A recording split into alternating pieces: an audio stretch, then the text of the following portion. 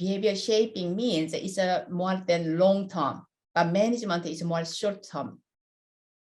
Does it make sense? English is my second language, so you guys are better about that part. That's my interpretation. So management is a short term. So we say classroom management because right now I'm in the classroom. I'm managing my classroom. Right now I have a Zoom class and students ask me questions. I try to provide as much detail as possible in limited time. Still, I see other students' facial expressions because some students are so clear everything, and then they just sitting here for 40 minutes listening to these questions. So they may feel something else, right? And then I gotta move on. So these are all about the classroom management. It's a short-term management at this moment. However, long-term management wide, I said student management, right? That means it's a student because special education is individualized education. We all consider individual students, right? So that's why I asked. And I emphasized many times because you guys are doing this, right now, deficiency data collection, right? And then deficiency, I gave 2 sections. One is a cognitive part. So that means it's all about the brain part. And then second one is about the academic part, functional part, functional, adaptive behaviors, right? So 2 deficiencies. Why do we do that? If you have a great PBS system, you just submitted, so you have a great rules, you have a procedure, clear procedures, you have a wonderful classroom design, right? And then you have a reinforcement system set up. And then you have a class-wide PBS system. So token economy, you use the response cost, you use the all different methods you use. So students know what to expect from your classroom.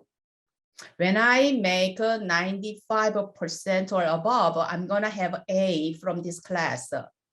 If I make 90 to 94.9%, and then I'm gonna have A minus. Right? So you know what to expect. When Dr. Ko gave all these templates, and she wants these templates, so we spend the time on these, part, clarification. So my students know what exactly my professor expect from us to submit, right? So if we can, do with the setup all this, and then we have a wonderful management system, classroom management system, and then you run it, implement it correctly, and then you should have a paradise with your student. Nobody's on emotional part, everybody's on track, nobody make any mistakes. Right? However, real world, that's not true. I said, number one, even though you have a great system, your students do not have anything to do because they are so delayed under instructional level. What you teach, they cannot follow what you teach, and then they get bored. And then students cannot stand the boredom. When I talked in previously, right? As soon as they feel bored, they amuse themselves. That means they have fun. Means to teacher, it's an interruptive, distractible, disruptive behaviors, right? So what is the best management? Student management, classroom management, and behavior management. Every student is on track, right? So that means you made a lesson. Today I made my lessons. This one I'm gonna share with my student. all of you, every single of you following me, you're gonna show your smile, nodding, huh? I didn't know that. I see through my students' responses, I know I'm teaching okay. Although this 461 class is a little bit different. You guys are very cool. You don't show much of your face expressions. My another class, I'm not comparing, but my another class, everybody's just showing like, like Jenna just a minute ago showed. Interesting. Smile. Huh. Most of us, about 80%, it made me, my voice is excited and I'm having fun because my student and I feel like we are reciprocal, something going on. However, students don't show any facial expressions. And then inside me, I keep asking me, is it too long? Did I say too much? Should I stop? That means my teaching, my student learning are not really reciprocally, work. So again, first question I asked, what is the best student classroom behavior management? Is your students are on your instructional level. Okay, so that means more students, 90%, 95%, ideally 100% of your students are following you. That is the best student management. Why? Because they are having fun from your teaching. And then they don't have to get up and walk around. Because my teachers teaching, they feel like it's a wonderland fun. Okay, so that's why I'm just keep repeating same content to teach my students the logic of why students are not following what you're teaching, why they are struggling. It's not because they are bad students. It's not because they are troublemakers. Because we did not reach, could not reach in their level or inside something missing, but we don't know what they are missing. Okay, so that's what I just repeatedly I'm explaining. So this slide, you see this slide, right? And you already heard this more than enough through my quiz lectures. I just talked about this a lot. So today I'm gonna just a few slides. I'm gonna conceptualize before you move on, and then you're gonna do data collection. So you are very doing well in quiz, and then sincerely listen to my lectures, and then you pretty much digest the most of them. It could be repeated, content again. However, I have a top student, I have a student at the bottom. So always teachers cannot focus on only top. So if it's repeating, and then for some of you believe I had enough, please bear, and then believe just, okay, I don't have to memorize. Now I can even, make a speech on this. It's good, So I'm gonna just conceptualize and explain you one more time. This slide is for your students. These students you want to have in your classroom. These students. This is you want to raise your children later. You want your children have this. I want my pre-service teachers, so you guys have this. So you go out and then you can teach your students very well. So teachers need this and students need this. Okay? Don't believe you are grown-ups now, so you can teach well. It's not. I'm just emphasizing teaching a lot because I want you guys to go out and successful and have fun like I had fun. I struggled a lot, but I had fun. I was excited every day. Okay, so but I came home, still I fought with my students. I came home And then I did not have any regret because I did my best. So 3 sections. So this is first one, green one is a brain, right? I'm gonna next slide. Next slide. I'm gonna explain. Then today you will say, oh, that was the whole thing. So what she has been talking about. Okay. So these are brain. So what is a cognitive? She talked about cognitive a lot, and none of the professors talked about this. So why she emphasized about cognitive this much? Cognitive foundation, cognitive functions, and functional intelligence. What are all those? It is very simple. Right now, I'm giving you input, auditory inputs, and the visual inputs I'm giving you, and you're receiving my auditory inputs and then visual inputs. You're receiving. So your eyes, your ears are receiving it, right? Does it go through your eyes and brain? No, ears. That means it went to your brain for mental processing. So you are following, you see it, okay, I saw that enough. That means you already processed. You have a memory and you processed. So first one is to receive information with a selective attention. Why selective attention? So you don't get overwhelmed and you don't get distracted. So the mainly right now at this moment, you have a lot going on, okay? Like Samantha is in the street, seems like. Sorry, Samantha, I keep just repeating. So a lot of distractions, but still you are receiving this information. So I'm fighting with your selective attention.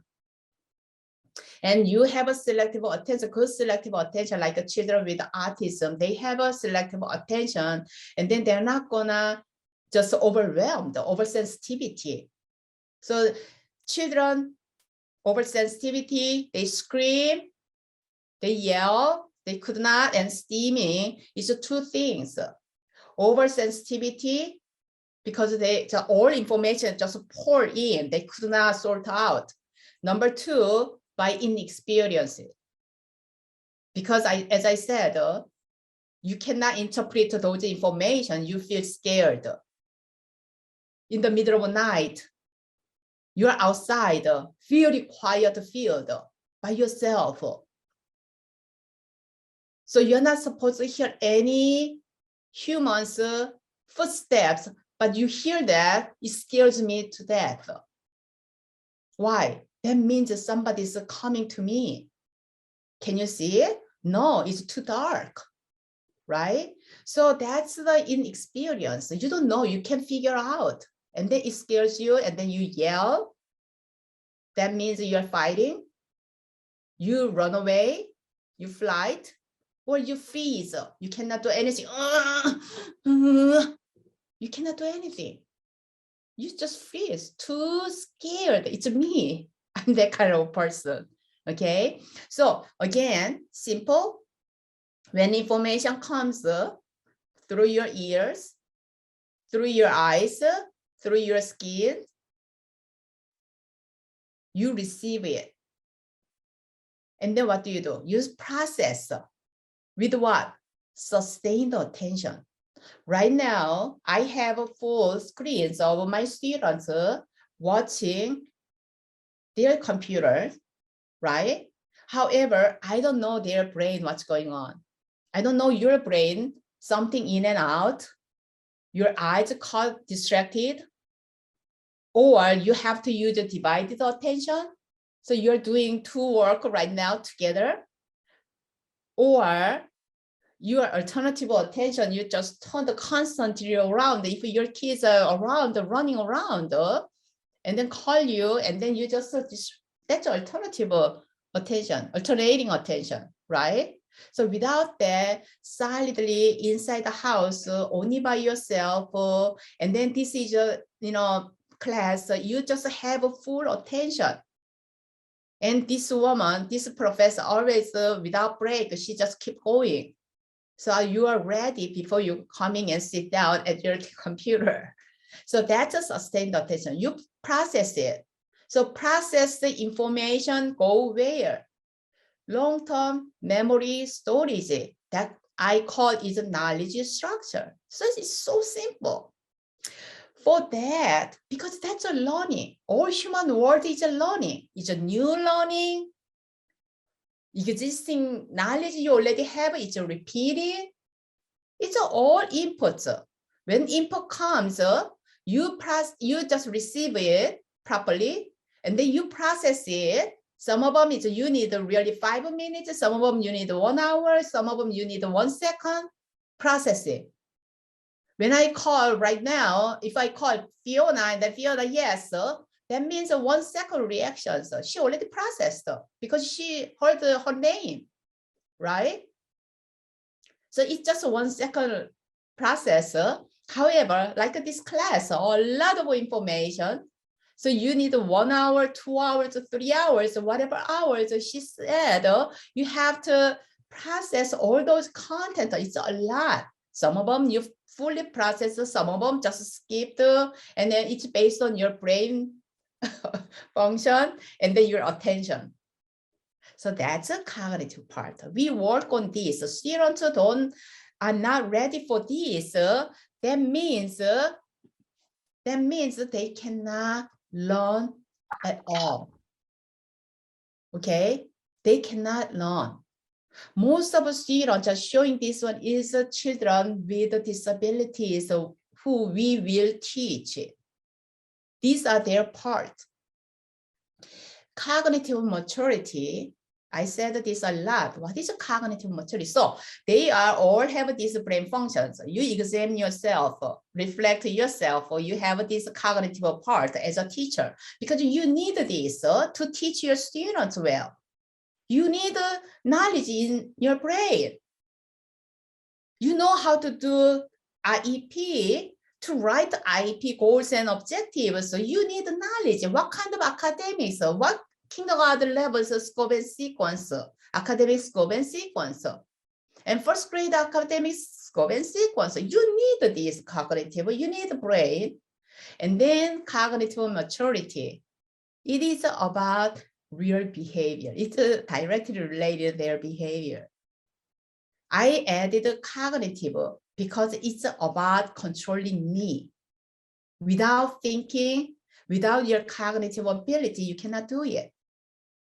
Okay, let's say today you yelled at me because I didn't answer your question well, and you yelled at me. So that is your behavior, right? And then later you regret, oh, I should control myself. What is that? That's a cognition, right? And then next time, what you do? You email me, Dr. Ko, I'm sorry I yelled at you today. I didn't mean it, but I was very frustrated, blah, blah. Please don't take it, wrong. And then it's not, I disrespect you, whatever, just words, you apologize. So that means you're not gonna repeat it again, right? So you're learning from it. So self-control, self-regulation, self-management, self-discipline, delay gratification. Even though right now you have a class, and then your boyfriend, girlfriend said, let's go out and eat something. And you really like to go out because you haven't seen him, her for weeks. You were so busy, he was so busy, she was so busy. Only time he had, she has. So I have a class, so what should I do?